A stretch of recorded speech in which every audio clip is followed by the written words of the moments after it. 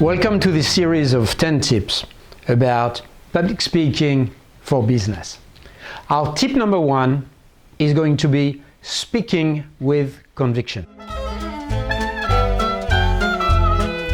First of all, why is it important? Because this is one of the best ways to get your message through. People need to feel the fire that animates you through logic and good sense. How do we do that?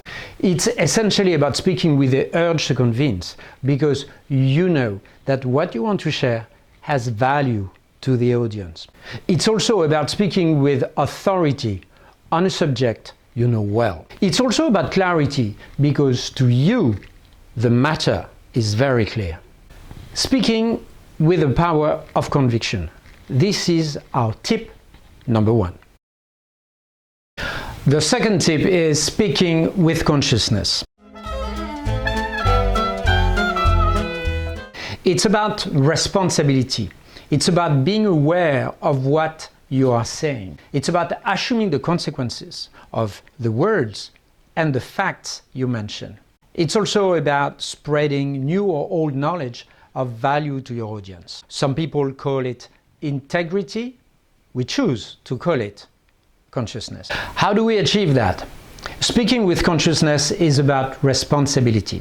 It is essential in order to convince and lead to action. Speaking with consciousness is our tip number 2.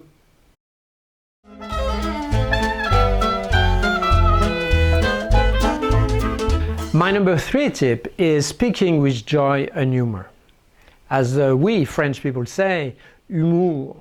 Why is it important?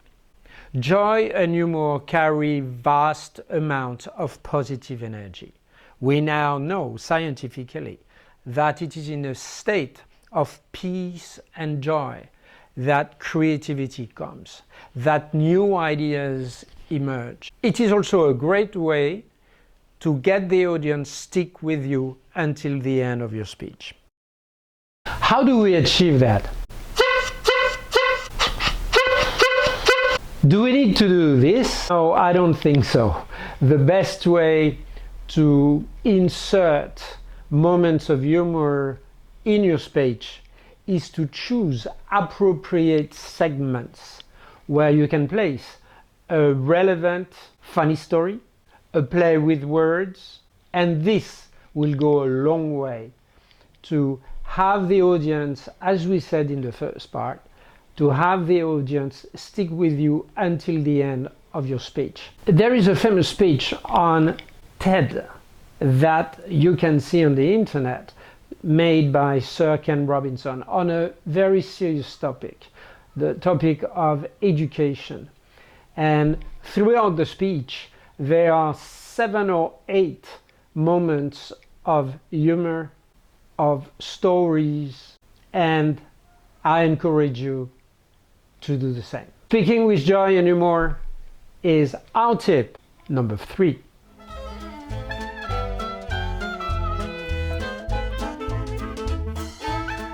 Speaking with passion. Passion is about energy.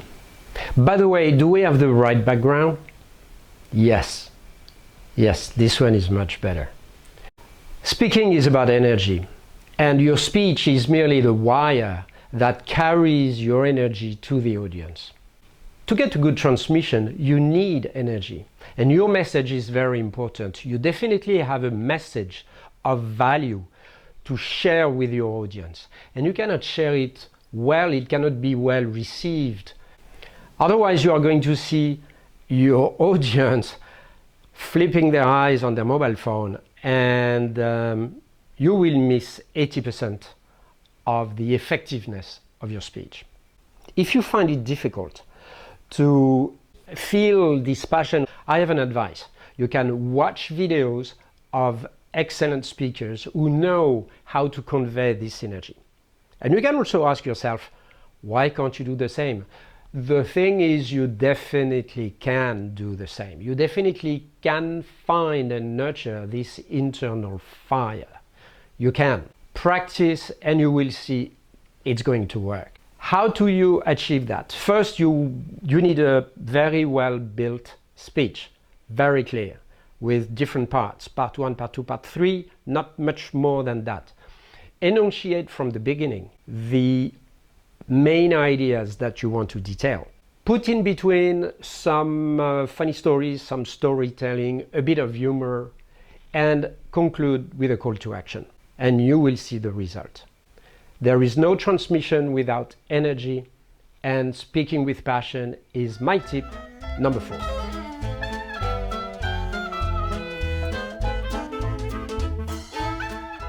If your speech is about recommendation, presenting different alternatives, different options reinforces your proposal.